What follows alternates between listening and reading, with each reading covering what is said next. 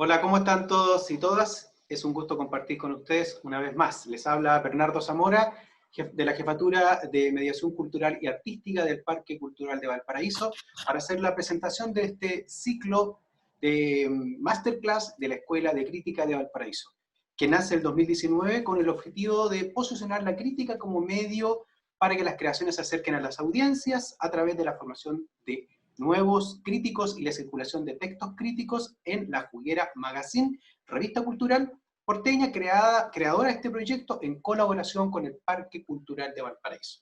Para esta presentación están con nosotros Nelia Pozo, directora ejecutiva del Parque Cultural de Valparaíso, y también Alejandra Delgado, periodista y directora de La Juguera Magazine y directora de la Escuela Crítica de Valparaíso. Bienvenidas. Hola, muchas gracias. Justamente para contarnos un poco de la importancia para el parque de la realización de esta escuela, está Nélida, y a quien doy el pase ahora para que nos relate un poco la experiencia desde el parque con esta alianza. ¿Te parece, Nélida? Bueno, muchas gracias, Bernardo. Hola, Alejandra. Hola. Bueno, para el Parque Cultural de Valparaíso ha sido muy importante esta alianza con La Juguera Magazine, una destacada revista de crítica cultural de la ciudad de Valparaíso, para la realización de la Escuela de Crítica de Valparaíso, que nos ha permitido entregar a la comunidad que participa en nuestros proyectos un espacio para la formación a través del debate crítico, interesantes conversaciones y la experiencia del visionado de obras, para realizarse nuevas preguntas sobre las creaciones, en este caso el cine, la literatura y también las artes escénicas, teniendo un rol activo y protagónico en la reinterpretación de estas y la reelaboración del discurso que permita cuestionar ciertamente la hegemonía cultural.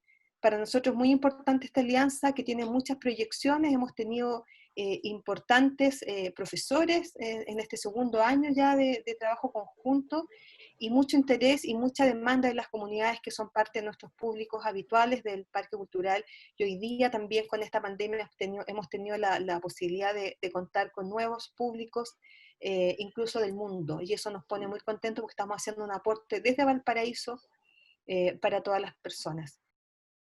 Gracias, Nélida. Justamente en relación a eso mismo, Alejandra, ¿tú nos puedes contar un poquito cómo fue el desarrollo y los resultados quizás de la escuela durante este año? Sí, a diferencia del año pasado, que iniciamos esta escuela en conjunto con el Parque Cultural de Valparaíso, este año la difusión de público en el contexto del COVID fue una oportunidad para la escuela, porque estamos todos atentos a los consumos culturales en contexto de confinamiento, y la experiencia de la Escuela de Crítica de la revista La Juguera Magazine junto con el parque fue un detonante de que el interés de participar en instancias así era súper importante. Más de 900 postulantes tuvimos en total en la escuela, 900 postulantes de Chile y también de otros países, como decía Nélida.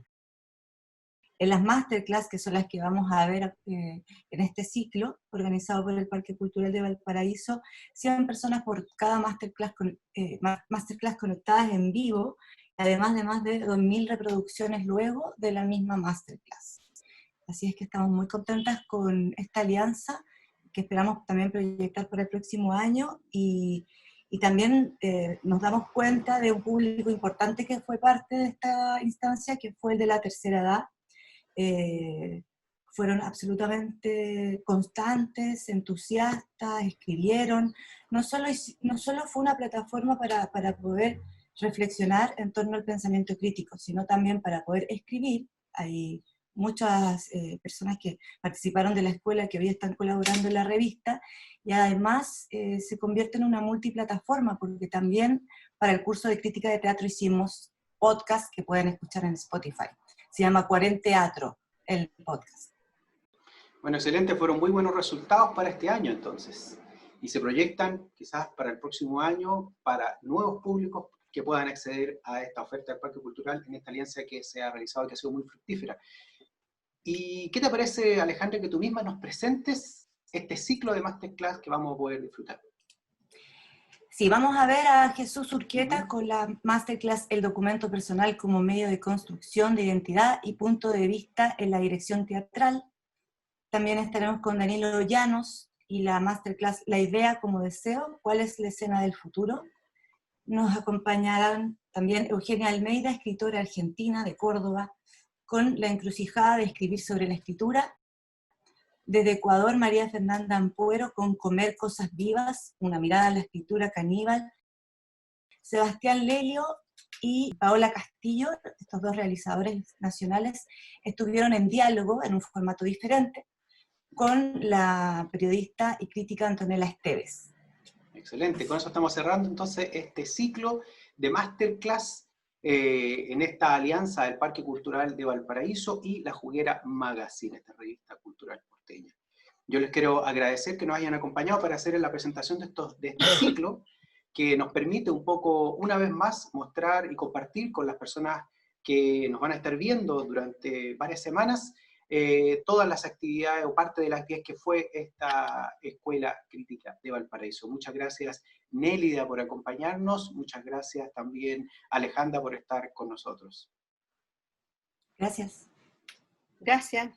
Y a todos ustedes, espero disfruten entonces este ciclo de Masterclass de la Escuela Crítica de Valparaíso 2020.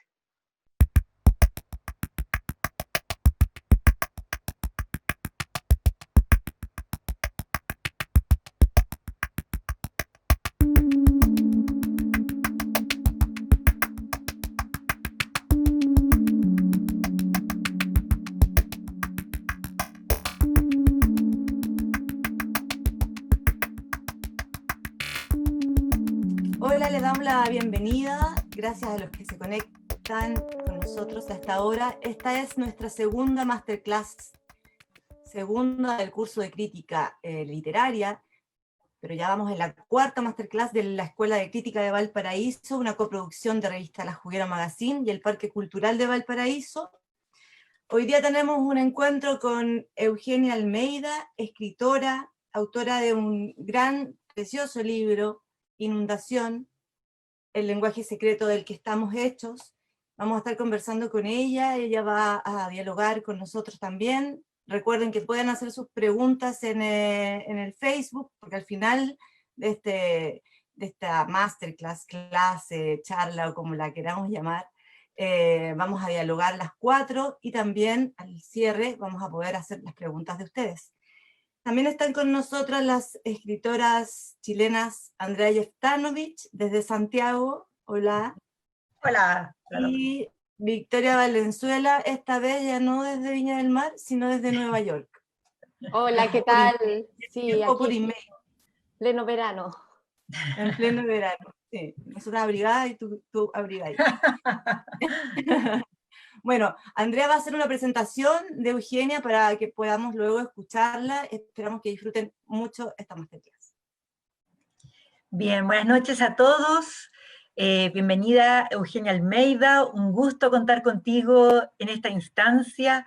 Saludos a todos los que estén ahí en el Facebook Live, a nuestros alumnos del taller de crítica literaria, por supuesto a Alejandra, a Paula, a Victoria, y a los que se sumaron hoy día al Facebook Live, y contarles que es un honor estar con Eugenia Almeida, una gran escritora, junto con Inundación, que mostró recién Ale. Ella también es autora de un libro maravilloso. Yo partí mi lectura de Eugenia con El colectivo.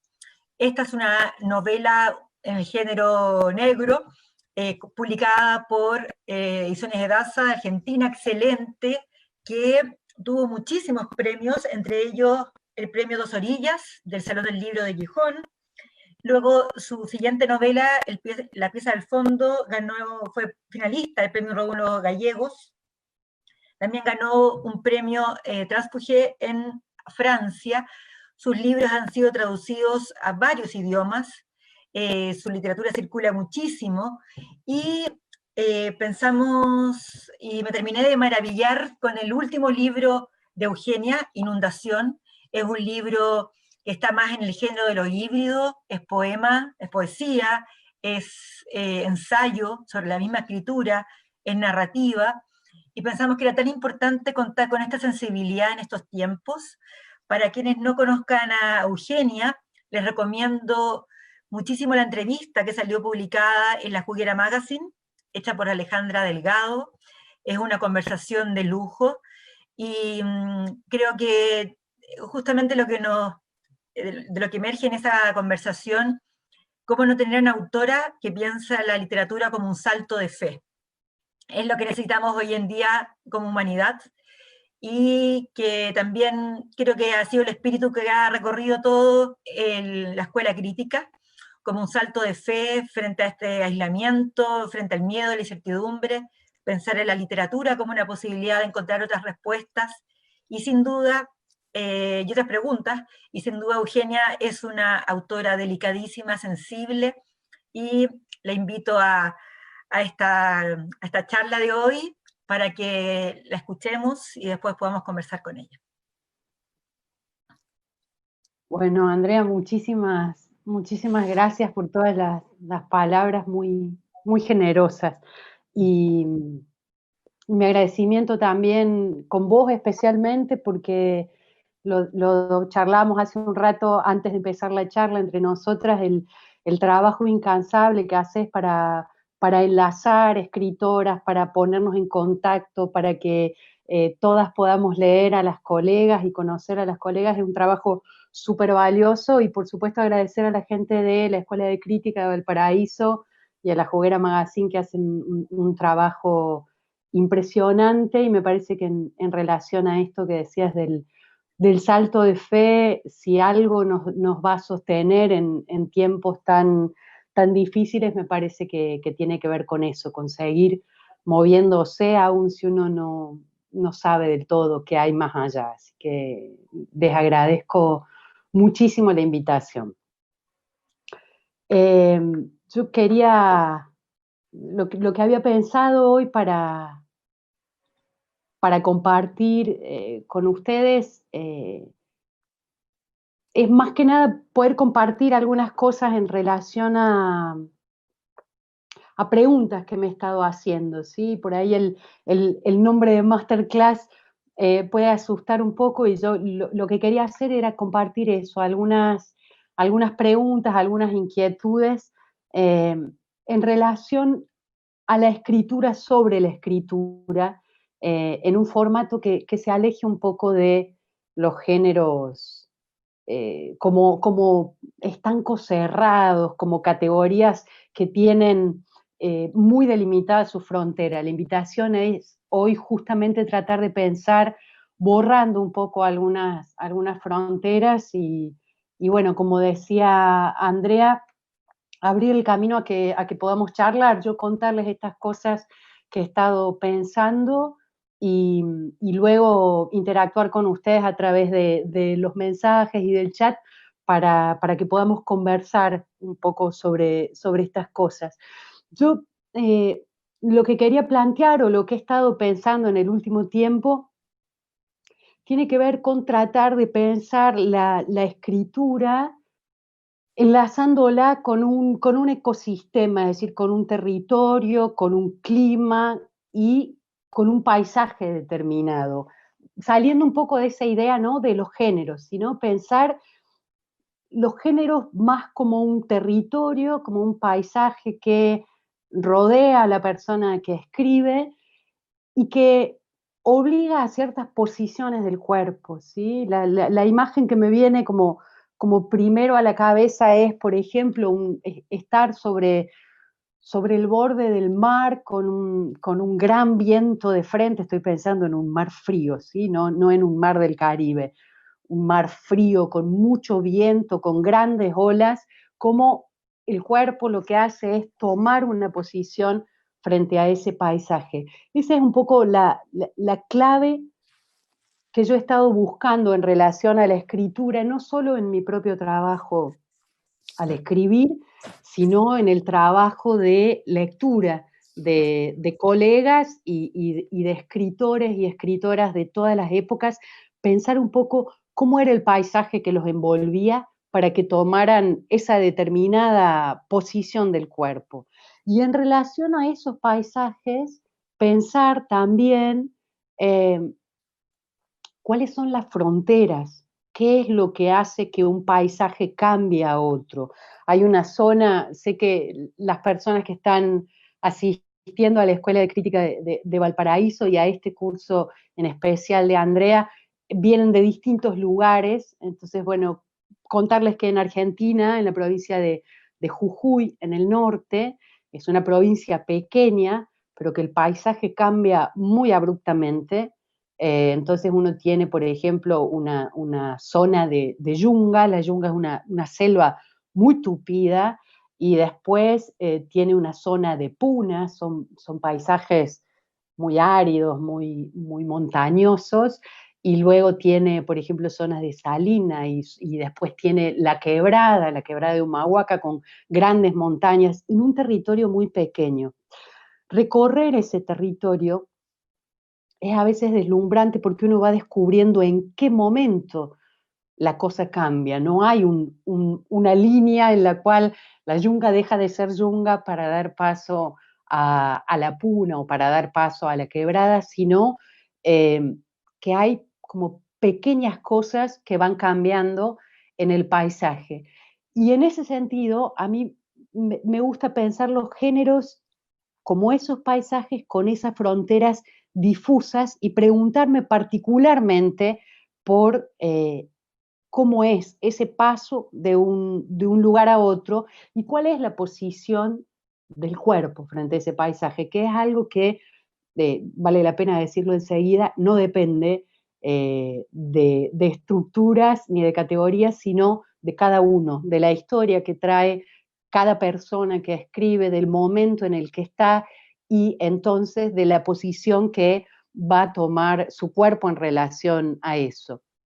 Y mi pregunta tenía que ver también con cómo esos paisajes, que por ahora los vamos a llamar con los nombres que les solemos dar los géneros, ¿sí? De lo narrativo, o de la poesía, o del ensayo, cómo esos paisajes se van cruzando, y cómo también hay otro territorio, que es posiblemente el territorio que convoque a muchos de los que están haciendo este curso con Andrea, que es el territorio de la crítica, que habitualmente no pensamos a la crítica y a la crítica literaria como un espacio de creación. Digo, habitualmente, por lo menos en la formación más clásica, la crítica es como si fuera otra cosa que está por fuera de la creación, como si fuera un ojo científico, pero no, a veces académico, pero que se acerca por afuera del movimiento creativo. En realidad, yo me animaría a decir, la crítica es un género más, y un género literario, más que periodístico. Y me gustaría entonces pensar en relación a eso, a cómo podemos caminar por ese paisaje de la crítica pensada como un territorio más de la creación, como un paisaje más, alimentándonos de otros paisajes que también están como por fuera de la literatura, pero que podríamos poner en duda eso. Uno de esos paisajes es la filosofía y la escritura enlazada a la filosofía. Hay una filósofa que a mí me gusta mucho, me gusta porque me inquieta, porque me pone nerviosa, porque me hace dudar de lo que pienso, digamos. No es que me gusta porque coincido en todo, sino más bien porque es una buena amiga, podría decir, con quien discutir. Es una filósofa francesa que murió en la década del 40, se llama Simone Weil.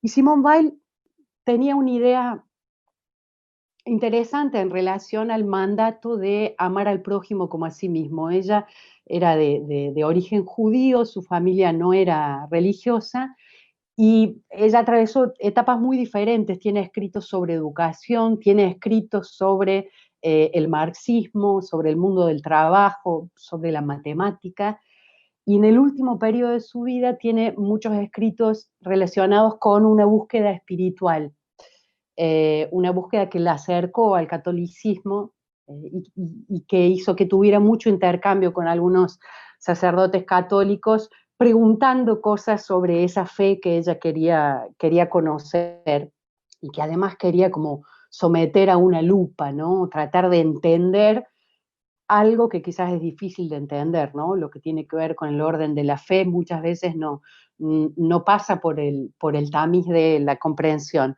Simone Weil decía que uno de los grandes problemas es que ese viejo mandato de amar al prójimo como a sí mismo fue mal entendido, y que realmente amar al prójimo como a sí mismo significaba aceptar que el otro es un universo completo y no una parte de nuestro universo. Aceptar que el otro es un universo completo y no una parte de nuestro universo. Es decir, que tiene otras leyes físicas, otras leyes químicas, es otro universo. Reducirlo, encajonarlo, aprisionarlo en nuestro universo es negar su identidad y por lo tanto no poder acceder a la experiencia de conocerlo. A mí esa es una idea que me gusta mucho para pensar la crítica. A veces haciendo crítica o haciendo un ensayo sobre otros escritores, comentando nuestras lecturas, podemos caer en esa tentación de tratar de convertir al otro en un elemento de nuestro universo, reducirlo, invisibilizarlo, y no solo perdernos la experiencia de conocerlo, sino transmitir algo trunco, algo fallido, que no está hablando del encuentro de dos universos, sino de un sometimiento perceptivo, si se quiere. Y para eso a mí me gustaba también pensar en otra idea de Simone Weil. Ella en algún momento escribe, no lo voy a citar textual, pero aproximadamente ella dice: las personas nos deben aquello que esperábamos de ellas. Perdonarles esa falta, yo tampoco soy la que creo ser. Me parece que esa es una actitud indispensable para quien hace crítica o para quien se asoma a la escritura de otros. Tratar de tener presente que esas certezas fallidas y que vienen de una zona de dominio, una zona no interesante, en realidad lo que están haciendo es plantarse sobre la idea ridícula de que uno cree quién es uno y cree quiénes son los otros y está en posibilidad de definirlos y además de juzgarlos. Entonces me interesaba eso, pensar la crítica, la escritura, el ensayo como un territorio en el cual pudieran jugar estas dos ideas de Simone Weil. Y quería compartir con ustedes algunas lecturas, algunos tramos, algunos libros que me parecen muy interesantes y que tienen que ver con este recorrido. El primero es este libro, se llama, a ver, ahí, El arte de la ficción, es de Willa Cather, es un libro valiosísimo, está publicado por Monte Hermoso, una edición argentina, y quería compartir con ustedes un par de frases que dice acá Willa Cather. Dice: las cualidades de un escritor de segunda línea pueden describirse fácilmente, pero un escritor de primera solo puede experimentarse.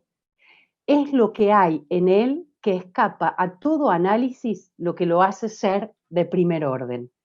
Aquello que nosotros no podemos capturar, ahí es donde se juega la genialidad de cuando uno lee un trabajo que conmueve, que son esos trabajos que uno está leyendo y tiene como la necesidad de dejar el libro para poder asimilar algo de lo que lo acaba de tocar. No se puede capturar. Eso es muy importante de pensar cuando uno hace ensayo o cuando uno comenta lecturas o hace crítica. Lo genial es lo que no se puede capturar. Entonces, lo único que uno le puede donar al otro es el entusiasmo por la experiencia, de decirle: yo no soy capaz de transmitir de esto más que mi profundo entusiasmo, y la experiencia de lectura es una experiencia que solo puede tener el otro. Entonces, también la crítica como un vector de contagio, de entusiasmo, de tratar de propagar esa experiencia, no una lectura tamizada por mis propias limitaciones, sino un entusiasmo que haga que el otro vaya a buscar ese libro. Otro de los libros que he estado leyendo y que a mí me hacía leyendo y releyendo, porque es un libro muy amable y que no se agota, es este, Destinos Errantes, de Andrea, quien ha estado coordinando este curso. No voy a abundar en mi admiración por Andrea, porque está allí escuchando y sé que es algo que le incomoda mucho, pero aquellos que no hayan leído este libro, realmente se los recomiendo. Es un libro que tiene ese cruce de paisajes, porque es un libro de crónicas de viaje, pero también está hablando de la escritura, también aparece algo autobiográfico, aunque no sea para nada una literatura del yo, pero hay ahí una puesta en juego de su visión personal, y hay un cruce muy interesante, porque lo que hace Andrea es traer voces de otros e incorporarlas en su propio discurso. Entonces hay, por ejemplo, una crónica en relación a Clarice Lispector, y allí aparece la voz de Clarice Lispector, a quien hay que volver a leer. Siempre que hablamos de la escritura, sobre la escritura, la máquina de decir cosas geniales es Clarice Lispector. Pero también, por ejemplo, hay otra crónica de este libro, de Destinos Errantes, en la cual hay un diálogo entre Andrea y el poeta José Watanabe, y ese diálogo es pura poesía, es pura poesía. Pero después hay otra crónica en relación al trabajo que hacen personas que trabajan por la paz en Israel y en Palestina, personas que han sido víctimas de la violencia y que aún así, o quizás justamente por eso, pero haciendo un movimiento humano realmente conmovedor, trabajan juntos para intentar romper los prejuicios, los odios, las miradas cristalizadas, y allí aparece casi la voz de una corresponsal de guerra, de una persona que está en un territorio de guerra, asomándose a personas que combaten esa guerra, combaten amorosamente esa guerra. Pero es un libro muy interesante para ver cómo es esa puesta en juego de esto que les digo de los paisajes, de cómo se van sucediendo cosas, y todas esas cosas guardan una armonía. Es un libro realmente de un valor enorme, y tiene un prólogo delicadísimo en relación a lo que implica eso, el viaje, el caminar, el moverse. Solo quiero de ahí leerles una frase, es una frase del prólogo, y dice: escribir de viajes es dejar espacios en blanco, hablar sobre lo que no alcanzaste a ver.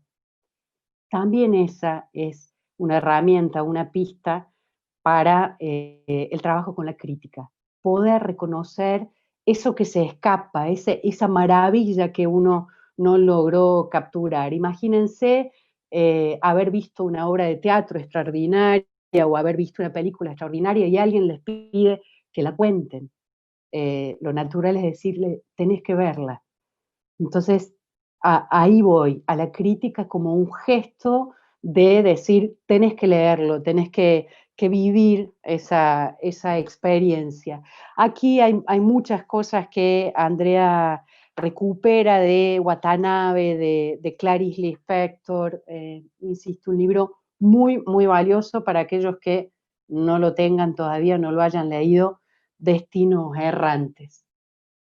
Otro libro que pone en juego esta propuesta que estoy haciendo es esta pequeña maravilla que les recomiendo, El viaje inútil, de Camila Sosa Villada. Camila Sosa Villada es, a mis ojos, una de las voces más interesantes de la literatura latinoamericana en este momento. Seguramente han oído hablar mucho de Las Malas, que es su último libro, es una novela. No me voy a extender aquí sobre Las Malas, ni voy a decir mucho más, porque en este momento soy jurado de un concurso donde entre las novelas que están compitiendo para obtener el premio a la mejor novela publicada en Argentina el año pasado. Entre esas 10 novelas, una de ellas es Las Malas, por una cuestión de paridad con todos aquellos que están participando. Sería injusto ahora hablar de esa novela y no hablar de las otras 9, pero quiero recomendarles este libro. Camila Sosa Villada tiene 3 libros. El primero es de poesía, se llama La novia de Sandro, está pronto a volver a editarse. El segundo es este, que forma parte de una colección muy preciosa de la editorial Documenta Escénicas, una editorial cordobesa. Forma parte de la colección Escribir, que son justamente ensayos sobre la escritura con algún tipo de anclaje autobiográfico. Cualquier persona, ya no digo que quiera escribir o que le guste leer, sino cualquier persona debería asomarse a este libro. Es realmente muy, muy valioso, y de allí quería compartir algunas frases. Es un libro que vale la pena leer de punta a punta. Dice Camila Sosa Villada, que es cordobesa: esto que escribo es para andar un rato con los pies untados en sal sobre esa herida. Esto que escribo es para andar un rato con los pies untados en sal en esa herida. Lo que hace Sosa Villada aquí es recorrer lo biográfico, lo autobiográfico, el ensayo, porque habla mucho de la escritura, la poesía, porque el libro concluye con un poema que es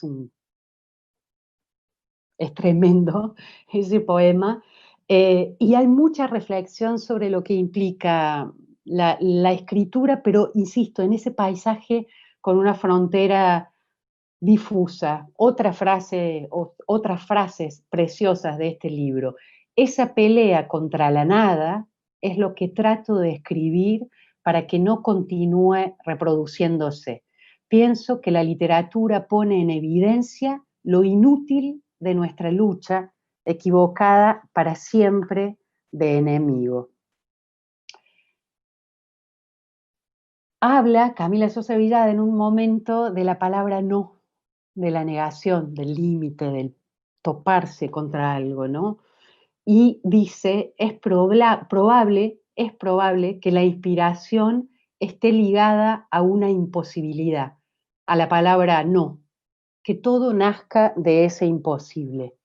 Me interesa eso, tratar de salir de las categorías que nos hacen pensar que el no es algo necesariamente estéril, necesariamente árido, necesariamente algo que estanca. El no puede ser la puerta a la posibilidad.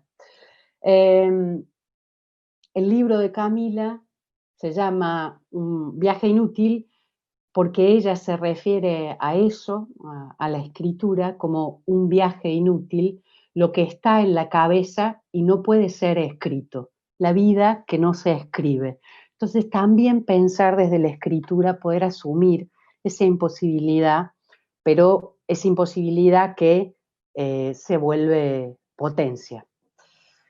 Otro libro que les recomiendo muchísimo es este, Marosa Di Giorgio, No develarás el misterio. Marosa Di Giorgio, una gran escritora uruguaya, que murió en 2004, está editado por El Cuenco de Plata. También aquí son entrevistas, pero son entrevistas a lo Marosa Di Giorgio. Si no la han leído, se van a enloquecer. Y quería traer una frase de ella. Hay un momento en una de las entrevistas en que le están preguntando si lo que ella escribe, que son cosas raras, son poemas o narraciones, y ella esquiva un poco la pregunta, y quien la entrevista le vuelve a decir: insisto, ¿son poemas o narraciones? Y Marosa Di Giorgio responde: en una urdimbre leve como las telarañas, el argumento, caen las gemas, que no sé, terminan por comunicarse con los hilos, de modo que son lo mismo sin ser lo mismo. Todo el trabajo de Marosa Di Giorgio es como un un burlón gesto que destruye la frontera entre la poesía y la narrativa, y en un punto el ensayo. Otro libro, y en esto me sumo a quienes estuvieron presentes en la charla que dio María Fernanda Ampuero. Ella insistió mucho sobre lo que implicaba el gesto también contracorriente de leer lo que están escribiendo las mujeres de la región, las mujeres contemporáneas, como una forma también de contrarrestar un cierto desequilibrio que hay en la visibilidad, no en la producción, sino en la visibilidad de los libros. Así que verán que estoy recomendando todas colegas. Mori Ponsonby, el libro Okazan, un libro extraordinario, es el diario de una madre, de Mori Ponsonby, que viaja a Japón a acompañar o a visitar a su hijo, que está viviendo allá mientras estudia, y es un libro muy interesante porque acá también cruza todo eso. Hay mucho de poesía, hay narrativa, hay un ensayo que se va filtrando, un ensayo sobre las diferencias de lenguas, lo que tiene que ver con la cultura de Japón, qué es ser una madre, qué es ser un hijo, hasta qué punto alguien tan cercano puede ser alguien desconocido. Y cada uno de estos libros que yo les estoy mostrando, posiblemente en una librería estarían en distintos estantes. Estarían los estantes de crónica, de narrativo, de poesía, y sin embargo están todos en ese territorio de una frontera que se desgrana. Por último, hay un libro que hace como el ejemplo máximo, es este pequeño libro, se llama, es un libro publicado en Córdoba, de una editorial muy pequeña, La retirada, lloviendo una 80ª parte del futuro. Tiene dos autores, Emilia Casiva y Nicolás Balangero.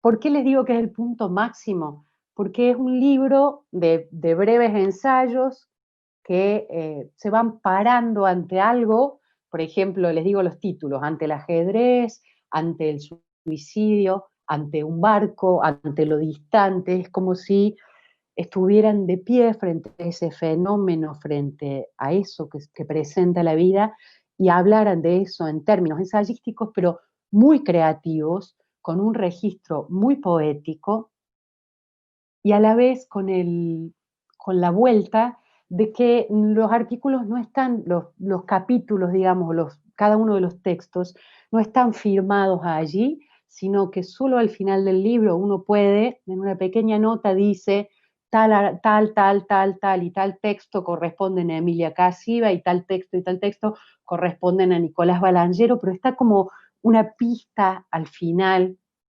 Y en realidad la experiencia que uno tiene es ir atravesando esos textos sin saber a cuál de los dos escritores pertenecen.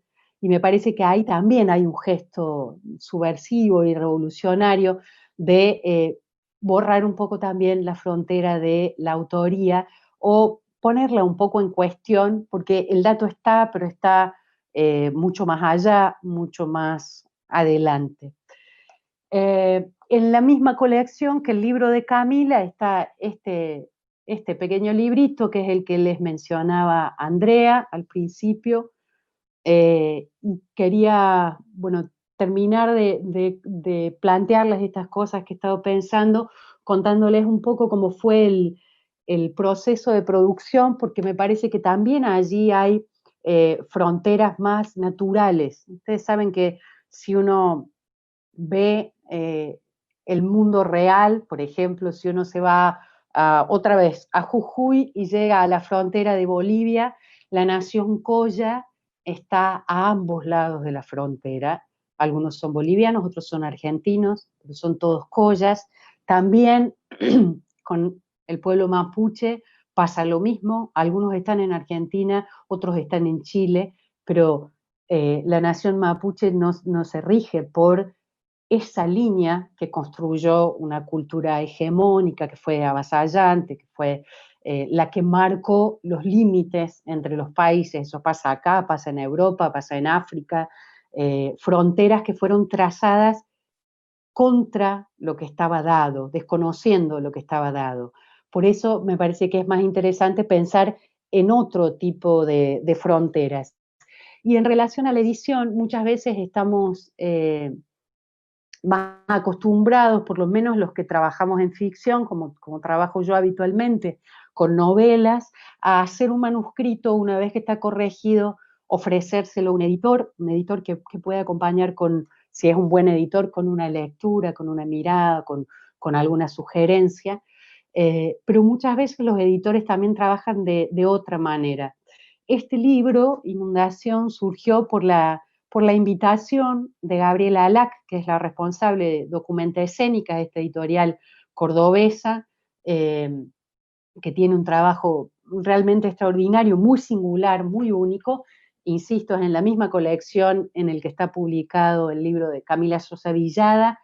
Es el quinto libro de la colección, también han publicado allí Juan Forn, Sangüesa, poeta chileno, y Rodrigo Fierro, que es un artista plástico y fotógrafo cordobés.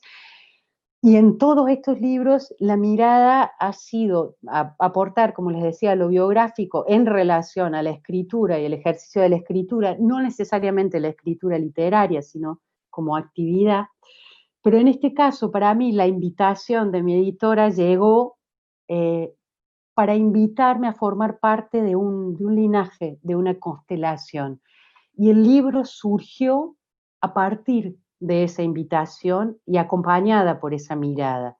Me parece que también es importante volver a poner sobre el tapete, poner un poquito en difusión cómo es esa relación entre escritores y editores, que muchas veces está como atravesada por lugares comunes, cristalizados, que por ahí vienen más de las películas o de, no sé, de fantasías que no tienen mucho que ver con la realidad, porque muchas veces las editoriales independientes, las editoriales pequeñas, no solo publican, defienden sus libros, sino que muchas veces son los generadores, el lugar desde el cual un escritor, una escritora puede empezar a pensar un libro. A mí este libro me permitió correrme de los lugares que venía transitando, que es fundamentalmente la novela, y una novela de corte realista, y empezar a entrar en un territorio que, si bien es una colección de ensayo,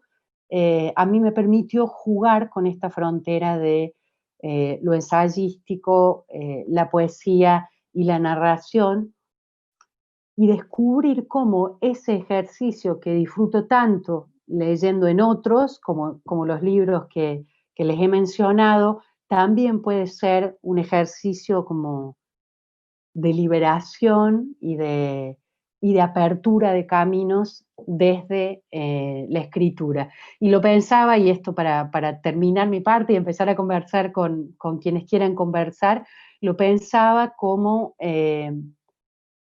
eso, una propuesta, un juego a proponer a la crítica. ¿Qué pasa si la crítica se anima no solo a ponerse un poco más narrativa, a ponerse un poco más literaria, en su forma, digo, no en su contenido, en su forma, sino incluso a ponerse más poética?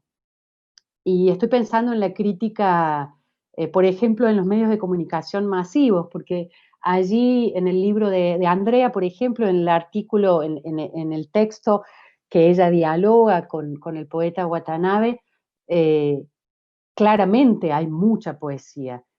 Ese texto aparece bajo el formato de un libro, creo que antes apareció bajo el formato de una revista, digamos, hay plataformas como puede ser La Juguera Magazine que son mucho más amables al juego de la experimentación. Pero ¿qué pasaría si aquellos que nos dedicamos a comentar libros en la radio, como lo hago yo, o en un diario, jugáramos a crear poesía en el momento de la crítica? Me parece que allí hay algunos de los caminos posibles como para hacer una renovación en el discurso de la crítica para traerla realmente al ámbito más creativo, más literario, como un género literario más. Bueno, yo hasta aquí no quiero cansarlos, invitarlos a que se sumen a la charla, si quieren comentar algo, si quieren hacer alguna pregunta y a conversar con las colegas allí también. Gracias, Eugenia. No, por favor. Muchas gracias, maravilloso recorrido. Yo creo que muchos tomamos notas de todas esas lecturas que fuiste compartiendo y generando un camino itinerario desde el paisaje, desde hasta las yungas. Recordé un viaje a Bolivia por las yungas, por Cororo, el paisaje, el cuerpo, estos recorridos, y terminando con una pregunta tan pertinente a nuestro taller, porque tu pregunta por la crítica y su escritura, pensar la crítica como un género literario, fue un poco la apuesta del curso, fue lo que Victoria fue liderando en las sesiones de escritura. Los asistentes escribían y en muchas de las sesiones pensamos la escritura de la crítica literaria asociada a la fotografía, al cine, a otras artes. Siempre estábamos con alguna foto de Valparaíso, y la idea que también la crítica tiene que ser una puerta de entrada, un umbral, y pensaba en las notas que tomaba mientras escuchaba, recordar, y lo quise comentar en tu presentación, pero después me fui por las ramas, comentar que Eugenia justamente hace esa labor de comentar libros, de comentar el entusiasmo por sus lecturas, en un programa que se llama Las Palabras y las Cosas, dentro de Mira Quién Habla, es como su columna, y si la siguen por las redes, la siguen por Twitter, van a ver como cada semana genera un diálogo entre libros. También generalmente entendemos la crítica como la crítica o un crítico posa la mirada y analiza un objeto.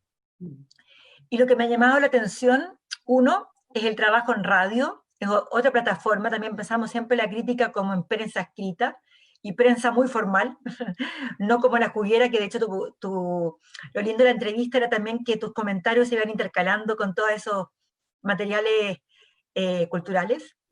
Y te quería preguntar por eso, por tu experiencia en la radio, un poco justamente de cómo contagiar a través de la voz, que ha sido la gran herramienta en la pandemia. No nos podemos ver, no nos podemos tocar, de modo que la voz ha tomado un lugar protagónico, y cómo a través de la voz podemos generar un camino, un recorrido. Quería preguntarte por tu labor de crítica en la radio, y un poco vinculado con lo que nos fuiste comentando en tu maravillosa masterclass, charla magistral. Muchas gracias. La radio para mí es, digamos, yo como formación soy licenciada en comunicación social, es lo que estudié, y la radio para mí es el medio más interesante, el que más me gusta consumir y el que más me gusta hacer,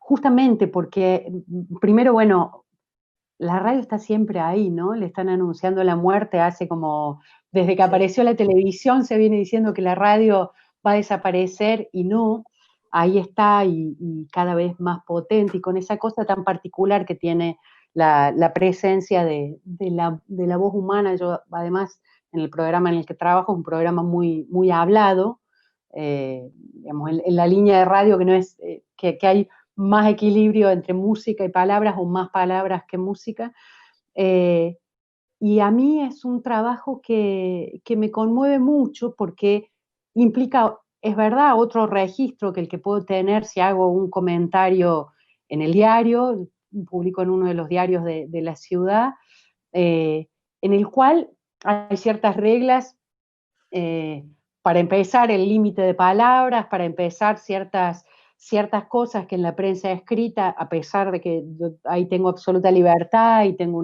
una editora que me deja jugar un poco, uno se suma un poco a un espacio que ya está demarcado. En la radio hay mucha más libertad, porque no todos nosotros, cuando leemos una crítica en el diario, nos fijamos quién la escribió.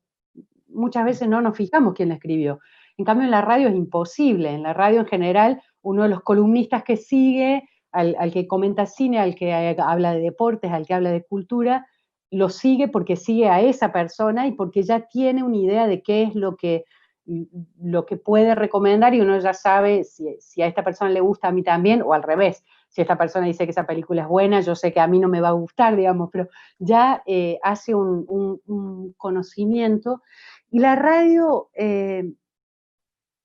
implica un trabajo en el cual es como que el entusiasmo se desborda, porque lo que yo hago es tratar de armar eso que vos mencionabas, es decir, una constelación de lecturas. Tomar un libro y decir, este me llevó a este y este me llevó a este, e ir enlazando qué es lo que cada libro te trae. Yo creo que a todos los que somos lectores, cuando estamos en una lectura, empezamos a decir, quizás hay un enlace temático, quizás hay un enlace por los autores, pero es como tratar de ir armando esas constelaciones y también pensar la crítica, por lo menos el trabajo que hago yo, fundamentalmente en la radio, pensarlo más como divulgación.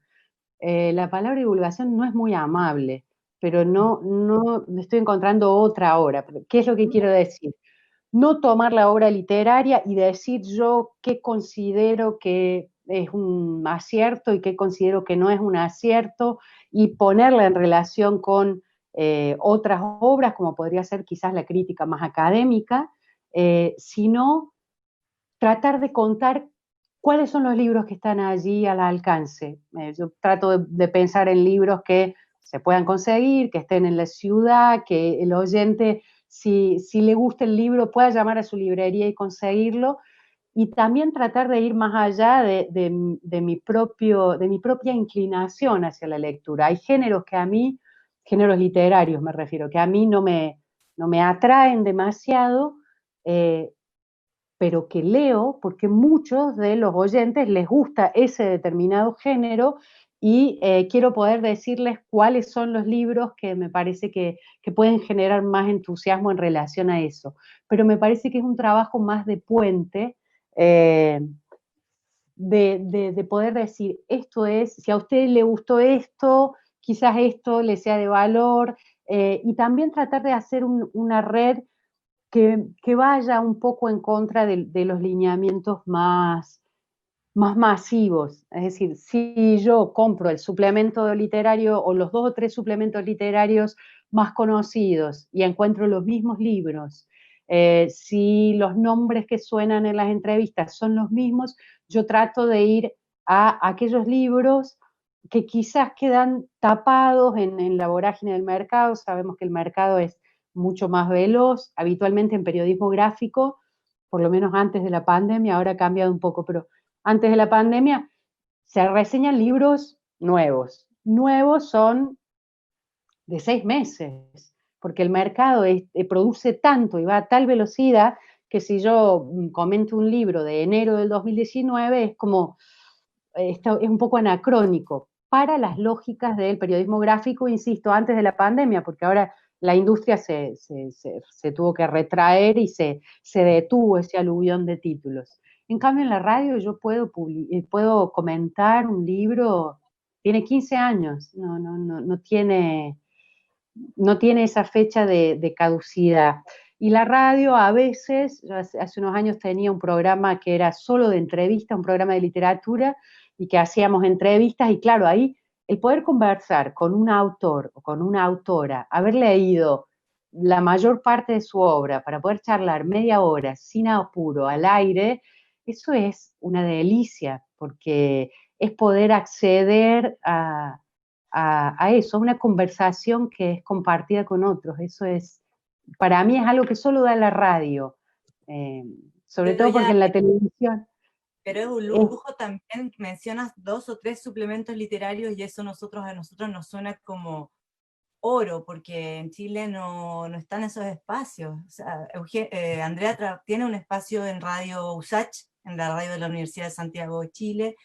Muchas revistas culturales cerraron el año pasado, antes del estallido y después del estallido, con mayor razón, se jibarizó el espacio que hoy día habría, son los podcasts, hay podcasts también, hay programas de radio también. Lo pensaba por lo que decías de darle un giro más literario a la escritura de la crítica.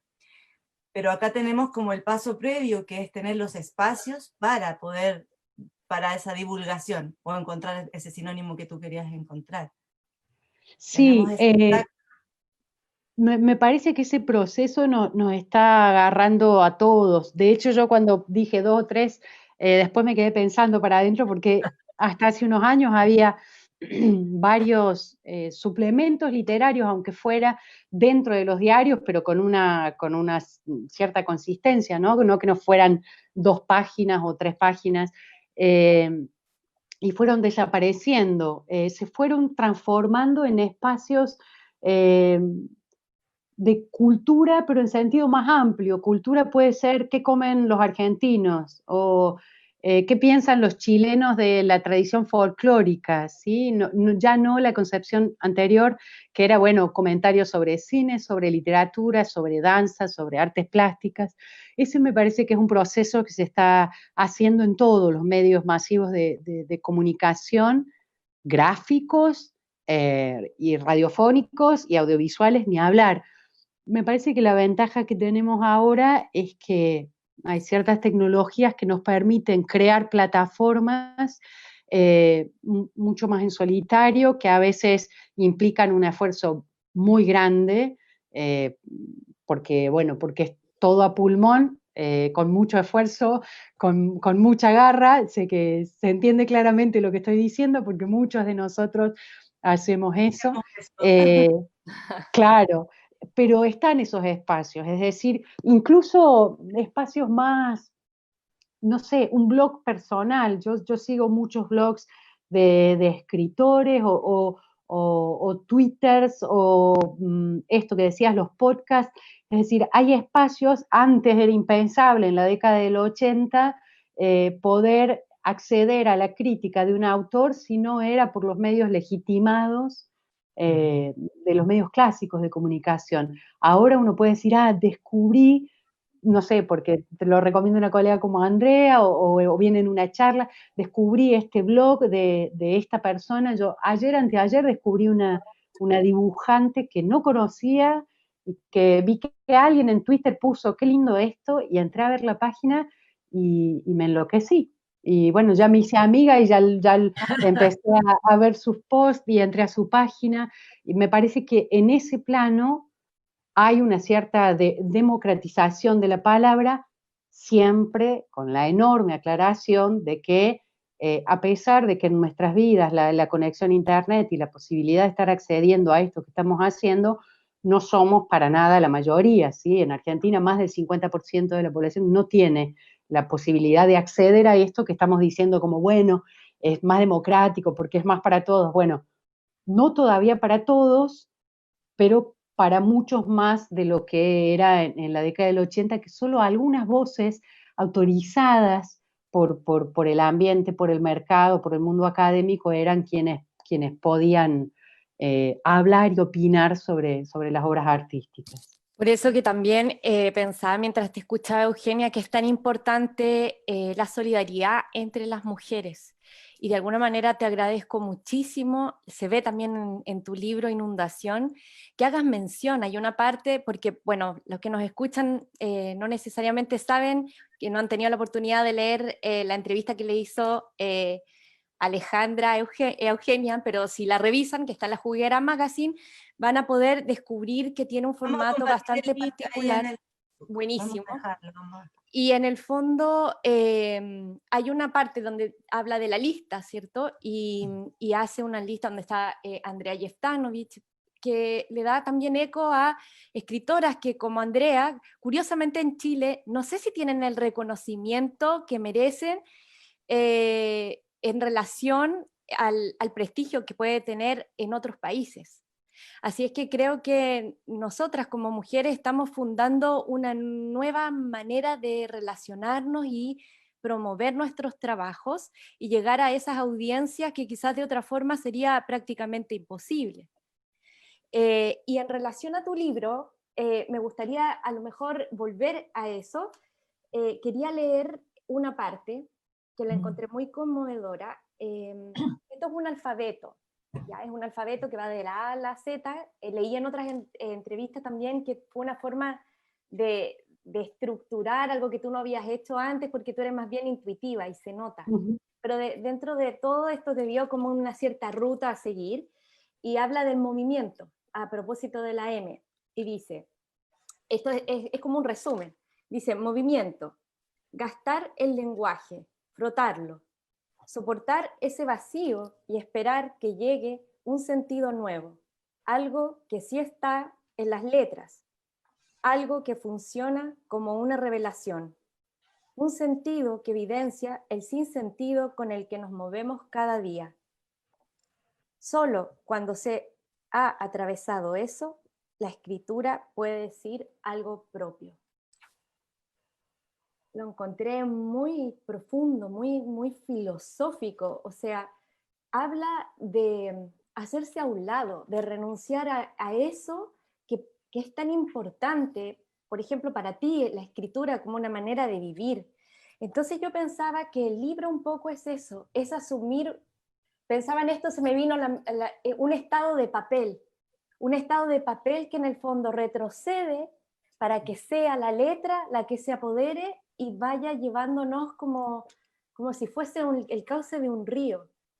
Y ese trabajo me pareció muy potente y quería destacarlo. Si pudieras comentarnos un poquito cómo fue ese proceso.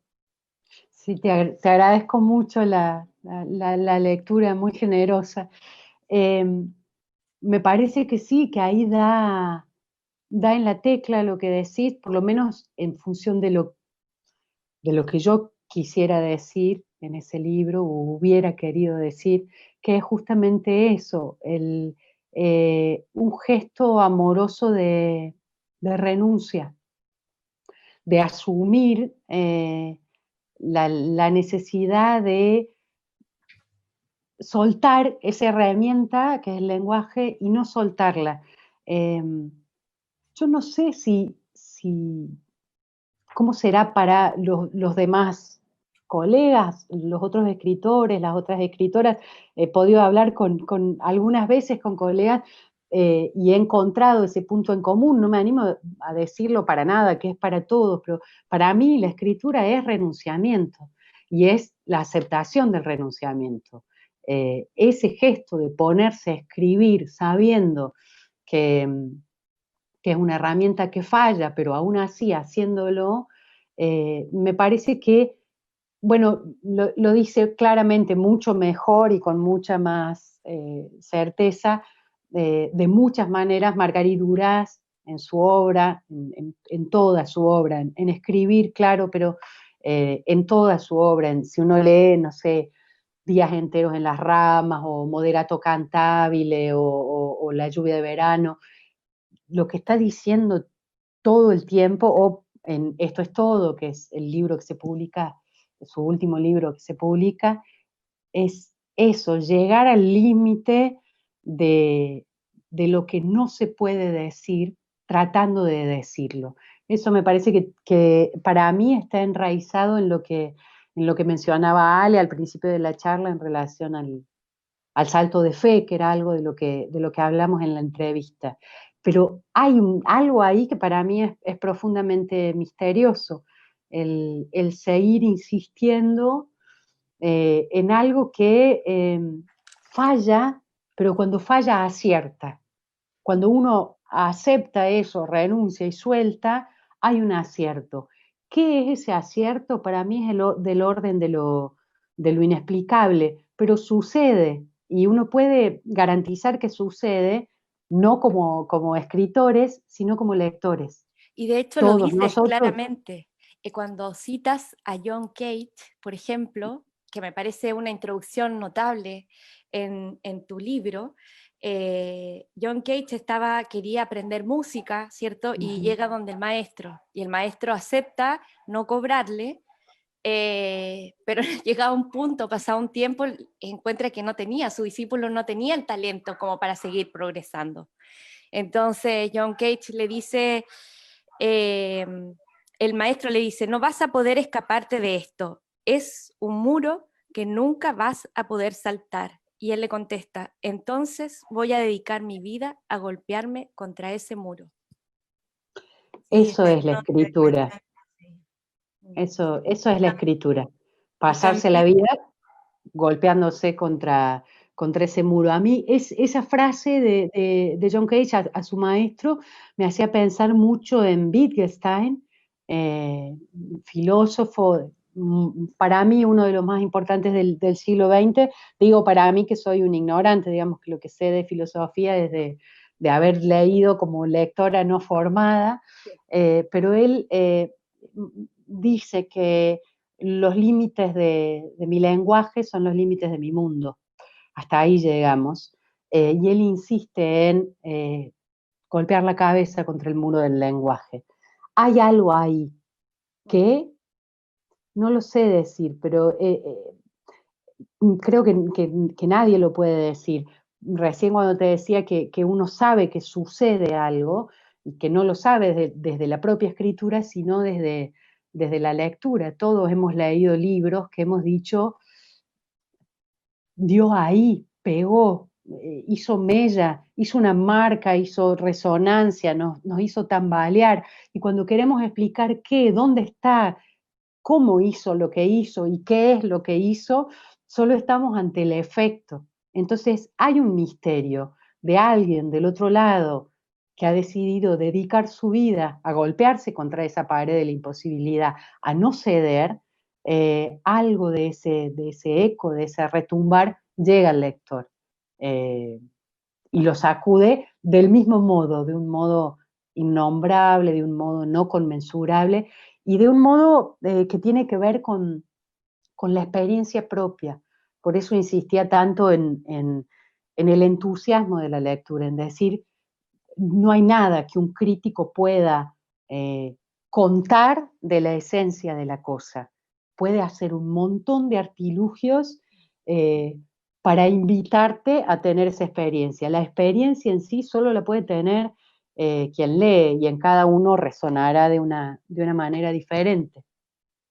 Por eso también discutíamos con Ale, eso está en la entrevista de La Juguera, discutíamos esta cosa de los nombres consagrados y lo mal que a veces las personas se sienten cuando dicen, no sé, yo quise leer Joyce, por ejemplo, claro, y no me gustó, y entonces algo está mal en mí, no soy sensible, no soy formada, no soy bruta, ¿no? ¿Cómo hay toda una disposición Eso como fue a si hubiera... propósito de Bolaño. Ay, lo quería Lo decíamos decir, a propósito de lo quería Bolaño. decir. De los detectives salvajes, porque cuando yo lo leí en una entrevista dije, uy, este es de mi club, porque yo me sentía tan bruta por no poder leerlo y no avanzaba y no avanzaba y no avanzaba. Yo debo ser tonta, decía. Entonces cuando le hago la pregunta, nos reímos un rato, ¿no? Y luego, claro, este tema de leer, pero no necesariamente leer todo y poder permitirse dejar lo que no pudiste leer. Eso también es Sí, parte del juego. y además romper un poco con una idea que si uno la analiza es tremendamente infantil, que es creer que un mismo objeto, porque el libro es el mismo para todos, puede tener el mismo efecto en personas diferentes. Ahí me parece que hay una gran diferencia, y lo decíamos en la entrevista, de que uno no está diciendo que es un mal libro, ¿no? Eso estaría en otro plano de la discusión, decir este libro es malo, pero cómo en ciertos ambientes o en ciertas épocas pareciera un tabú decir, este libro no me gustó.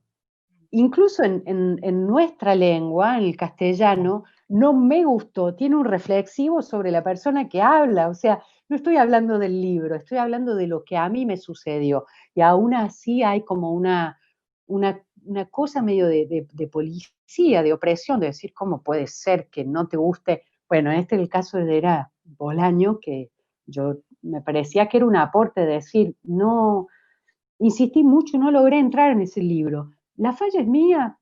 Quizás sí, muy probablemente, no lo sé. ¿Importa?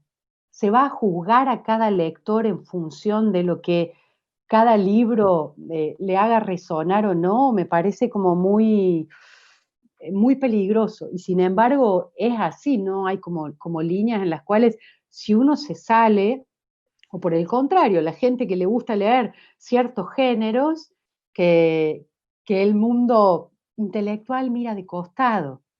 Y hay que pensar que no sé, hace 30, 40 años, por lo menos en la universidad en Córdoba, la literatura policial era vista como un subgénero, y ya no es así.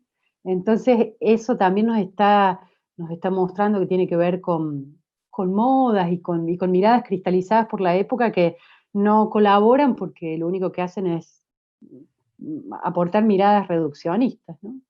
Yo soy muy partidaria de si no les gusta. Digo, la única persona que tiene que leer por obligación es un crítico.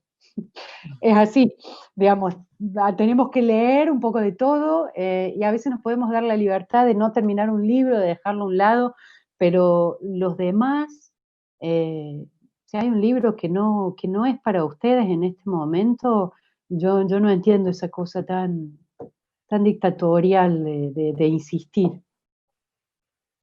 Andrea, querías leer un pasaje del libro. Que mientras escuchaba a Eugenia, creo que lo que estabas diciendo tanto en tu charla como ahora en la parte de las preguntas, de la conversación, está en Umbral, en la U, recordando que este libro es de la A a la Z, de esta lucha contra la pared de las palabras. Dice: escribir es abandonarse al territorio de las fronteras, habitar los umbrales, los espacios por los que los demás solo pasan, lo que consideran invisible, diminuto, insignificante.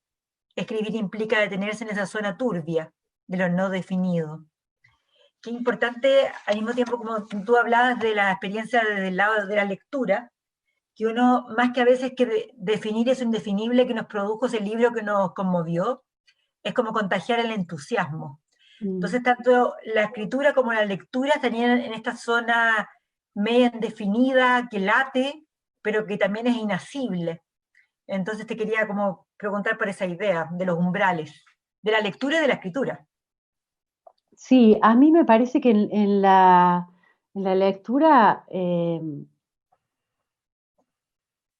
parece que hay más libertad en relación a esos umbrales, si hablamos de un lector o de una lectora curiosa. Después, en la escritura, en el último tiempo, me parece que, en el último tiempo digo las últimas décadas, ¿no? Ha habido una flexibilidad mayor en relación a esto, a pensar como territorios de frontera difusos, que a veces usamos la palabra híbrido y habría que pensar, porque híbrido, no estoy yendo al origen etimológico de la palabra, sino a cómo nos suena, por lo menos en Argentina, híbrido es medio como ni fu ni fa, ¿no? Ni chicha ni limonada. Y en realidad me parece que es como mixtura, un espacio más acorde con la naturaleza. Cuando digo naturaleza, digo lo que es, ¿sí? En el mundo. Lo que es en el mundo es mixto, está mezclado, está cruzado, está atravesado. La idea de la pureza es el martillo de los perseguidores, ¿sí? La idea de la pureza es efectivamente lo que se ha utilizado para marcar a quién sí y a quién no, en todos los planos. Estoy pensando en el régimen nazi, estoy pensando en el racismo, estoy pensando en las ideas estereotipadas sobre los pueblos originarios, en las miradas estigmatizantes sobre las personas que no se sienten incluidas en la división binaria de géneros. Siempre atrás está esa idea tan irreal de la pureza. Me parece que la literatura es como el juego, o uno de los juegos más interesantes para ir disolviendo eso, ir haciendo que se desgrane muchas de las cosas que experimentamos en la literatura, que es en la literatura digo desde la lectura, ¿no? La lectura nos permite ampliar la experiencia humana. las experiencias que podemos tener cada uno de nosotros son muy limitadas a nuestra edad, a nuestra época, a nuestra lengua, a nuestro género, a mil cosas, es muy limitado. La literatura, el encuentro con el otro, en cualquiera de sus formas. Kapuscinski, el gran cronista polaco, decía que la experiencia humana fundamental es el encuentro con el otro, que de eso se trata todo. Y para mí la lectura es eso, un encuentro con un otro, y con un otro que, si escribe literatura, está jugando en el plano de lo imaginario, es decir, que está construyendo otros ficcionales. Esa posibilidad de ampliar la experiencia, yo creo que después tiene efectos sobre nuestra forma de ver el mundo y sobre nuestra forma de actuar. Entonces ese borramiento de límites entre géneros, con categorías, ese poder jugar en una zona y en otra, no solo es el momento placentero de leer ese libro, como el tuyo, Andrea, como el de Camila Sosa Villada, como lo que escribe Marosa Di Giorgio, sino todos los efectos no visibles que va a tener después sobre nuestra forma de ver el mundo. Las cosas se aprenden y se incorporan haciéndolas, poniéndolas en juego. Una puerta de entrada es la literatura. Pero también está presente el contrapunto, y que es del que también conversamos en esta entrevista, que es el encuentro con el otro, pero también está desde la escritura, desde el escritor o desde quien escribe, el del retiro, el del retirarse, el de refugiarse, el de la soledad, que lo hablamos mucho en el libro, porque para mí este libro yo lo sentí como un manifiesto del silencio, y para eso es una manera de retirarse. De hecho, también en el libro dices que escribir también es un poco hablar en voz alta, entonces ahí también está el gesto de estar con uno mismo, y no en el encuentro con el otro, que sí se sucede en la lectura. También ahí me parece, Ale, que hay una frontera interesante de caminar.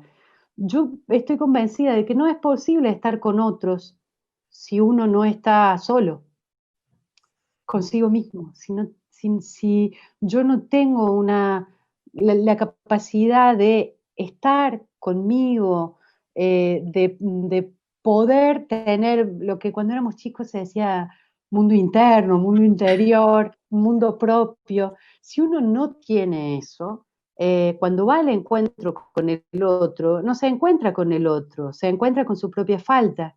Lo digo no en términos, la palabra falta suena como muy psicoanalítica, no lo digo en esos términos, digo con su propia necesidad, con su propia imaginación, Carencia. sí, o con su propio deseo, si queremos sacarlo de algo que falta, y no con el otro. Las personas que no saben estar solas, digo, no quiero hacer una regla general, es solo una opinión, pero yo opino que las personas que no saben estar solas tienen cierta profundidad en el encuentro con los otros. Quizás sea una profundidad suficiente para su vida, no digo que esté mal. Quien sabe estar solo, quien sabe cultivar un poco el aspecto ermitaño, quien sabe hablarse a sí mismo, tener sus propios aliados, sus propios guardianes, sus propios fantasmas, poder convivir con eso que uno tiene dentro, creo que se alcanza otra profundidad en la experiencia con el otro, por volver a lo que decía hace un rato de Simone Weil, ¿sí? de verlo al otro como un universo en sí, y no como me voy a mover porque me estoy quedando sin batería, y no como algo que viene a completar mi mundo, ¿se entiende? Ustedes perdonan la improlijidad de esto, No, pero si no voy a desaparecer. no desaparezcas, todavía tenemos unos minutitos aún. Y veo que hay preguntas en el Facebook Live, por si acaso. Hay preguntas. Hay una pregunta de Olga Muñoz.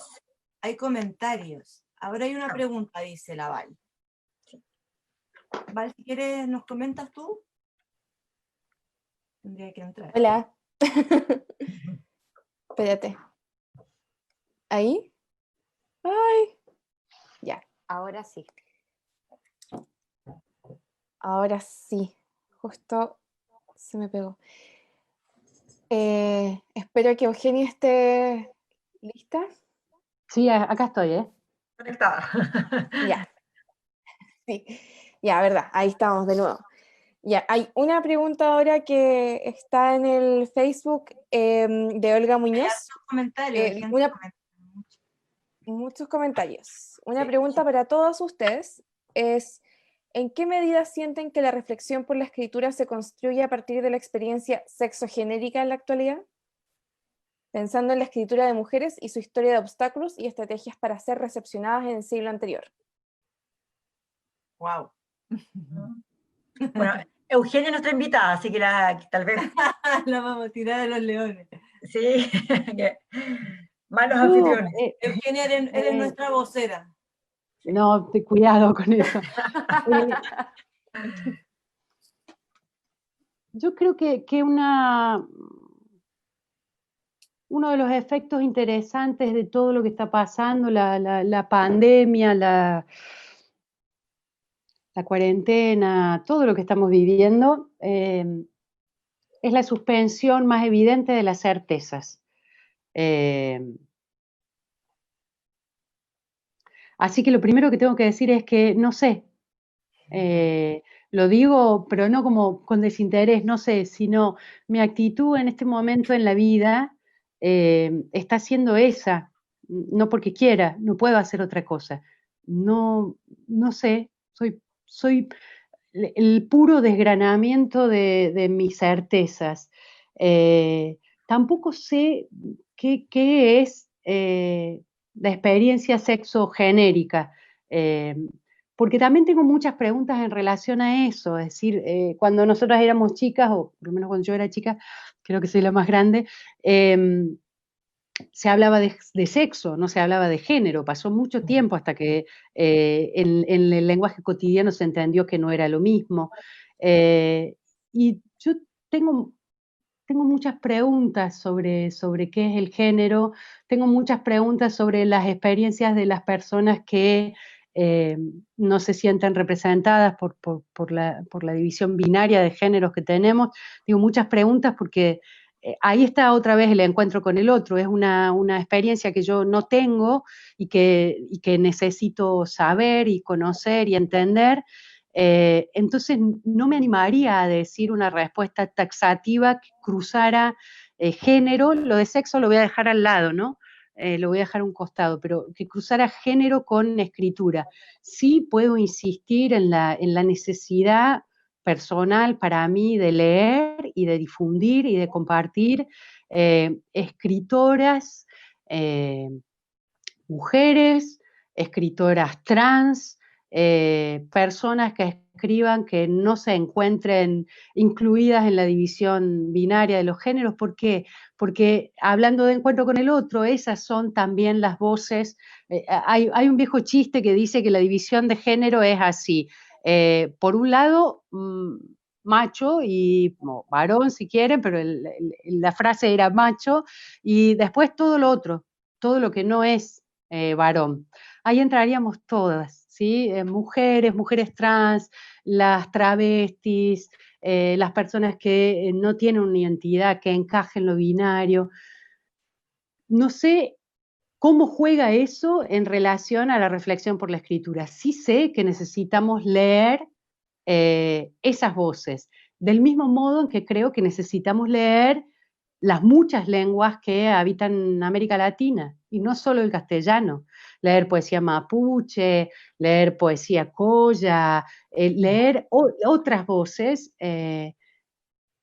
hacer un trabajo para que entre la diversidad que existe en la vida, que entre más en la literatura y en las lecturas.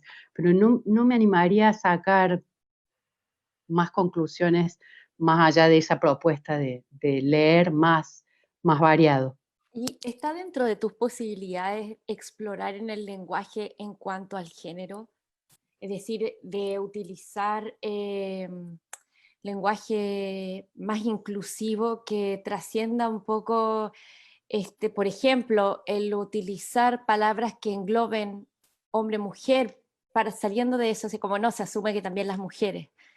Que es alguna apuesta que están haciendo algunas personas que escriben, pero todavía evidentemente es muy exploratorio.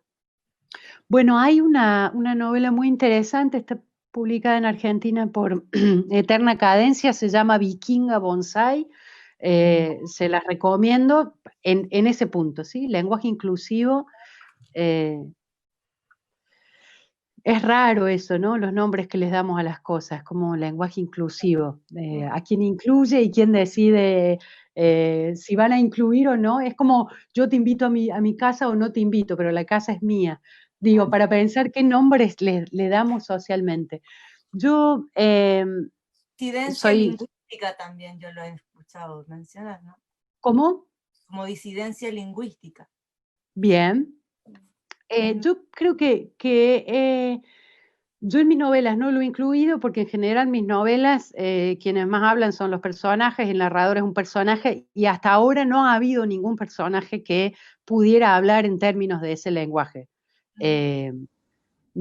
Sí lo uso habitualmente cuando escribo algo en redes, no siempre, pero a veces cuando hay algunos momentos en que lo hago deliberadamente, lo escucho mucho entre la gente joven, entre los estudiantes jóvenes que tengo. Yo trabajo con estudiantes extranjeros y en otras lenguas se hace lo mismo.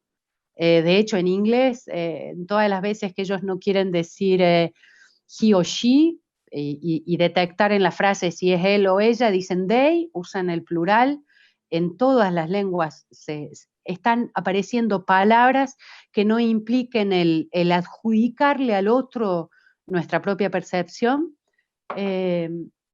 pero a mí me parece muy bien el lenguaje inclusivo. Estoy muy, me fastidia mucho toda esa gente que patalea, porque, bueno, la primera sensación que uno tiene es, bueno, y entonces, ¿por qué no hablan de vosotros?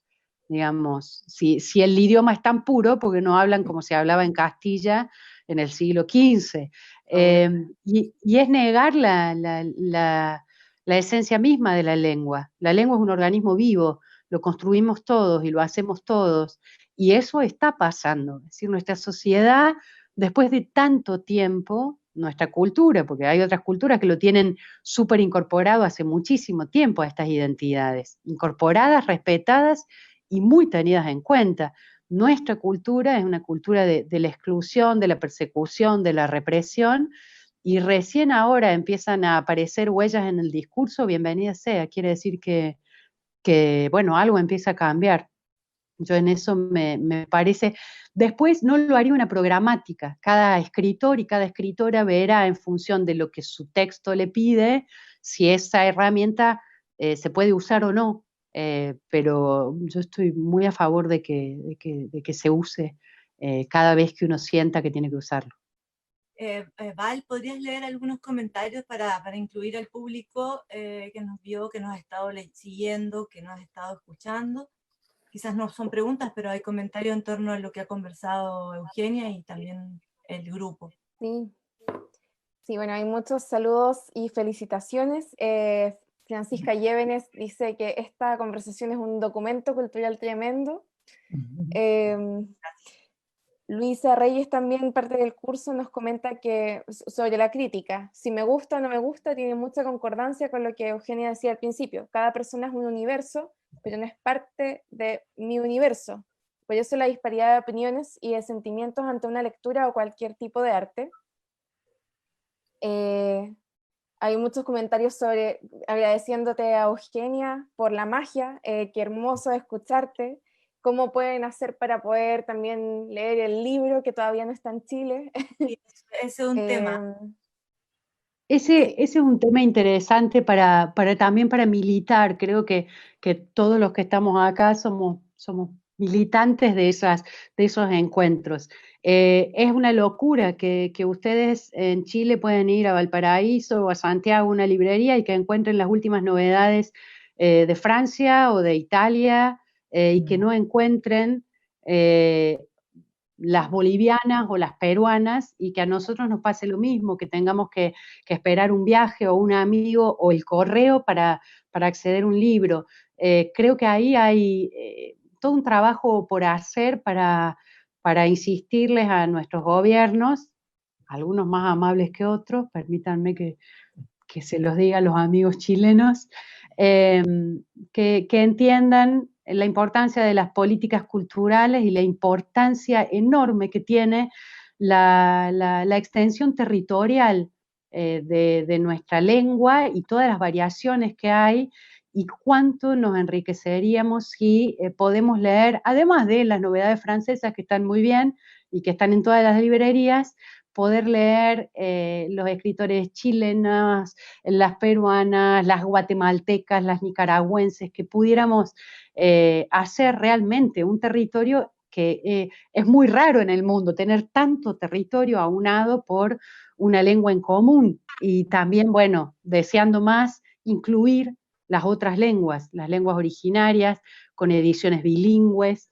Creo que ahí hay un gran trabajo para insistir con políticas públicas y políticas de intercambio, no solo de que los chilenos le vendan a los argentinos X producto y los argentinos a los chilenos X producto y la balanza de pago, sino un intercambio cultural, que ustedes puedan, desde el país en el que están, acceder a las escrituras de todos los otros escritores. A mí me encantaría ir a cualquier librería de mi ciudad y encontrar los nombres de todas las autoras que estaban incluidas en el programa del curso de Andrea.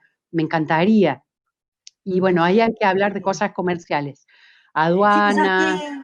Sí, pero también comentarte que en el curso es ver otra posibilidad, lo que tú comentabas de esta dificultad de leer incluso a las autoras de los países vecinos, y justamente muchas de las autoras que leímos, las leímos gracias a que hay ediciones chilenas, que hay un movimiento de editoriales independientes que han publicado ese libro en Chile, y ese libro muchas veces lo vimos que tenía muchas ediciones, o en México, y aquí resaltar la labor que cumplieron esas editoriales en traer, no sé, a Mercedes Jalfón, que fue Lectura Ediciones, o Libros del Cardo, por Daniel Alcíbar, o bien Montacerdos, estoy pensando en La Pollera Ediciones, para leer a Claudia Hernández de El Salvador. Los libros de La Mujer Rota también. Exactamente, sí, el libro de La Mujer Rota, que leímos a Gabriela Cabezón Cámara.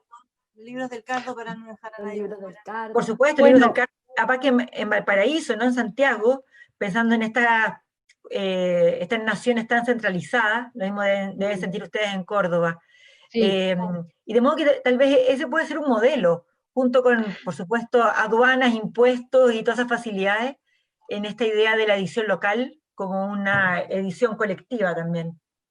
Sí, ahí ese trabajo de las editoriales independientes, editoriales pequeñas, también acá nos ha permitido eso. Bueno, No aceptes caramelos de extraños está accesible para todos los cordobeses, porque hay una editorial cordobesa que hizo su Por supuesto, versión. ahí, saludo y agradecimiento a Porta argentina. Cultura, a Javier Folco, por supuesto, que él me abrió esa puerta. Pero cuando hablo de políticas públicas, no es solo en relación al intercambio comercial, sino en relación a eso. En Argentina estamos pidiendo, hay un proyecto de ley para la creación del Instituto Nacional del Libro, y tiene que ver con eso, con políticas públicas de apoyo, por ejemplo, decir, bueno, vamos a apoyar, hacer apoyos cruzados, editoriales chilenas que publiquen escritoras peruanas y editoriales peruanas que publiquen escritoras argentinas, y así hacer ese cruce, pero que no esté solamente sobre el hombro de los editores, que sabemos que también hacen una apuesta, y una apuesta muy arriesgada. Entonces, teniendo un acompañamiento del Estado, cuando el Estado entienda que ese intercambio es enriquecerse, bueno, ahí es distinto, ¿no? Porque hay un poco más de lugar donde hacer pie. Claro, queremos inundación en Chile. Esa es en síntesis No diga la frase así, a ver que si se inundan y después me voy a sentir muy mal. No. Inundación, el lenguaje secreto del que estamos hechos en Chile. Ahora sí, ahora sí. Pero también se puede comprar a través de internet. Sí, se puede buscar la página web. Lo encargué, de hecho, lo encargué. ¿Tú lo encargaste? Lo encargué por Amazon. Sí, no, porque... Hay otro tema, pero bueno. Bueno, sí, yo sé, pero es que vale la pena tener este libro, es una verdadera joya. Sí, Pueden entrar en la página web de Documenta Escénicas, que es la editorial, tiene una tienda web y hace envíos, así que pueden hacerlo por esa vía hasta que llegamos a las librerías chilenas. Qué bueno. ¿Hay más comentarios, Val, que podamos Eh, compartir?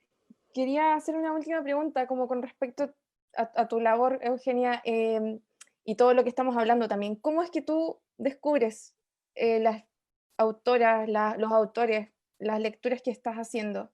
En especial como en este contexto lo latinoamericano, que a veces cuesta más que llegue entre nuestros mismos países.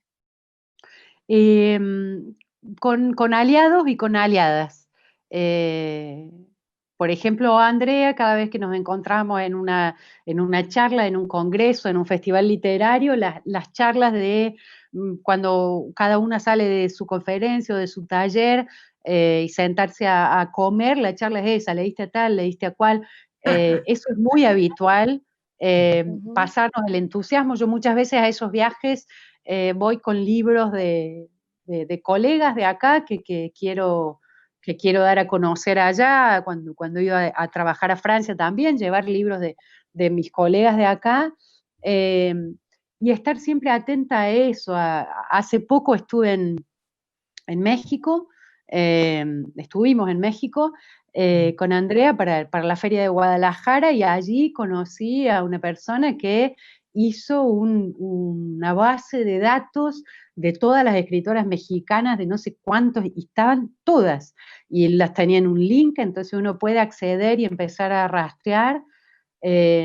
Después, bueno, tener gente que los agentes de prensa, aquellas personas que trabajan en las editoriales como enlace con los periodistas, pueden ser solo personas que mandan gacetillas o pueden ser grandes lectores que conocen el gusto de cada quien y que comparten eso. Yo siempre estoy en contacto, no sé, con Sebastián Lidihover, con Natalia Viñas, son dos grandes promotores de la lectura, además de ser agentes de prensa, que te comentan libros, no solo los libros que ellos representan, sino libros de otras editoriales, de otras líneas, de otros escritores. Me parece que ahí está como el gran desafío. Y también, bueno, en la propia práctica tratar de replicar eso a la hora de reseñar, a la hora de compartir. Me parece así que son redes que van más de boca en boca. Y las recomendaciones también que tú has hecho. En este libro hay una lista importante de autoras. En la entrevista también aparecen algunos nombres y de escritoras chilenas, de escritoras argentinas, perdón, de escritoras latinoamericanas. En nuestra página de la escuela, en lajugueramagazine.cl/escuela, pueden encontrar la propuesta que hizo Andrea de autoras, para también encontrarlas en las editoriales de autoras latinoamericanas actuales, que fue este viaje al que nos invitó Andrea, con estas palabras como que ya irnos despidiendo. Este es el último encuentro. Contigo cerramos, Eugenia, este ciclo que comenzamos. La fecha obviamente que ya la olvidé porque llevamos tanto rato juntándonos. En junio creo que partimos, el 26 de junio. Imagínate. Sí. Todo se termina. Sí, pero con un grupo muy hermoso. Menos la pandemia. Menos la pandemia. Es verdad, pero nos ha permitido esta pandemia poder encontrarnos así. De otra manera no nos habríamos podido quizás por muchos factores, pero podernos haber encontrado físicamente. Y hemos podido tener encuentros con distintas autoras que generosamente se han querido sumar a esta conversación, no solo en estas masterclass abiertas, sino que el grupo que tomó el curso de crítica literaria, que forma parte de la escuela, tuvo el privilegio de dialogar con Fernanda Trías, con Gabriela Cabezón. O sea, fue un viaje placentero, en resumen, y que cerramos placenteramente también teniendo esta conversación contigo, Eugenia. Yo la verdad les agradezco mucho, y hablando esto que decíamos recién, de cómo se llega a las autoras, el trabajo que están haciendo ustedes, el trabajo que ha hecho Andrea, y el trabajo que están haciendo desde la Escuela de Crítica de Valparaíso, tiene que ver con eso, ¿no? También con prestar atención a algo que está ahí afuera. Estamos en un momento de una riqueza absoluta en la región, o sea, los nombres que has dado recién, Gabriela Cabezón Cámara, Fernanda Trías, pienso en Andrea, pienso en Ale Costamaña, en Nona Fernández, en María Fernanda Ampuero, que estuvo el otro día, Margarita García Roballo, Samantha Schwebling, Selva Almada. Es la locura, estamos en un momento de esto dentro de 100 años, si es que dentro de 100 años hay humanidad y libros de historia de la literatura, va a ser recordado como un momento de una riqueza y de una diversidad casi increíbles. Está bueno ser conscientes de eso y aprovecharlo. A veces uno lee y dice, en la década del 20, no sé, en Europa estaban los surrealistas, qué loco de haber sido vivir en esa época. Piensen la época que estamos viviendo, en tanto producción artística y de lo que estamos hablando hoy, producción literaria.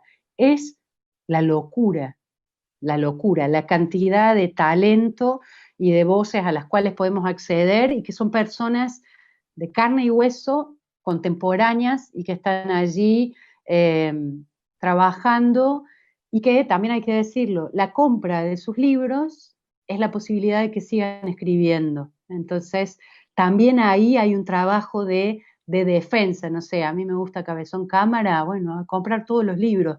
¿Para qué? Para que le paguen las regalías, para que haya un contrato para un próximo libro, para que ella pueda seguir trabajando en eso. Digo ella como a cualquiera. Esto lo traigo a colación porque se ha estado, por lo menos en Argentina, discutiendo mucho en relación a eso, de si es un trabajo o no, si se es más libertario y más piola y más vivo, disfrutando del trabajo de los escritores, pero sin hacer ningún apoyo al trabajo como para que puedan seguir escribiendo. Me parece que cobrar conciencia de eso y apoyar a la enorme cantidad de artistas increíbles que tenemos en este momento en nuestra región. Sí, yo coincido contigo que de pronto este mundo pandémico nos hace sentir sin horizonte, pero yo concuerdo contigo que estamos en un momento efervescente creativo. De hecho, cuando comenzamos la sesión, comentábamos de un festival de cine. En el cine latinoamericano es impresionante, tanto en no ficción como en ficción, documentales, lo que se está haciendo en literatura, lo que se hace en teatro, incluso con el obstáculo que es para el teatro esta pandemia. Igual se han generado instancias en el Zoom, que es como tan antiteatral en un punto, más como, pero se ha creado todo eso yo creo que no dejemos de apreciar esa efervescencia que nos tiene que hacer cuestionarnos y tener otro horizonte como humanidad, y también ahí sumo el trabajo de los editores que con tanto esfuerzo apuestan por nombres, por libros, por proyectos, sin mucho apoyo. Yo creo que Latinoamérica completa no tiene un Estado tan consciente del rol de la cultura, y estamos unos y otros empujando, y por supuesto aquí la Juguera tiene un rol súper protagónico y se agradece, igual que el Parque Cultural de Valparaíso. Pero estoy súper de acuerdo, abramos los ojos a esa enorme oferta, idea y efervescencia que hay dando vuelta. Nosotros desde la escuela la próxima semana comenzamos con un nuevo ciclo que es un curso de crítica de cine. Esta vez vamos a revisar 8 necesarias películas chilenas junto a Antonella Esteves, que es precisamente periodista y directora de este festival de cine que comentábamos, que es FemCine. O sea, vamos a seguir en la línea de revisar películas en su contexto, pero también con perspectiva de género, que es una apuesta que también tenemos desde la Juguera Magazine como línea editorial. Bueno, así que despedirnos ya. Muchas gracias por este encuentro, gracias a quienes se conectaron. Síganos en la Juguera Magazine, estamos en las redes sociales, la Juguera Magazine, @lajugueramag para Twitter, Facebook e Instagram. La Val ahí está súper activa. Gracias, Victoria, por conectarte desde Nueva York con ese calor que se siente. Sí, yo feliz. Gracias Eugenia nuevamente y gracias Andrea por juntarnos, por encontrarnos a todas. A todos ustedes. Gracias. Hermoso ciclo y lo cerramos también y muy, muy contenta. Gracias Eugenia Almeida por aceptar y No, hacer por este favor. recorrido maravilloso. Ha sido un honor y una alegría. Muchas gracias a ustedes. Que tengan buena noche y pueden seguir viendo esta entrevista, compartir el link porque va a estar durante varios días en nuestro Facebook. Chao, que estén bien. Chao. Chao. Chao.